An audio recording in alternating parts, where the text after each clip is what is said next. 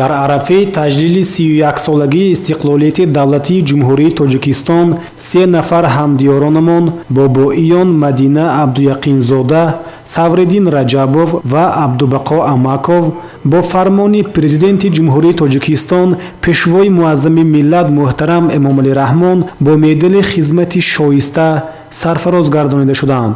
ба ин муносибат дар толори мақомоти иҷроии ҳокимияти давлатии шаҳр маъракаи супоридани мукофотҳои давлатӣ доир шуд. дар ҷараёни супоридани мукофотҳои давлатӣ раиси шаҳри Исфара Баҳоваддин Баҳодурзода аз ҷаҳди шоёни эшон ҷиҳати саҳмгузорӣ дар ҳалли муаммову мушкилоти иқтисодиву иҷтимоии шаҳру диёти Исфара ёдовар шуд.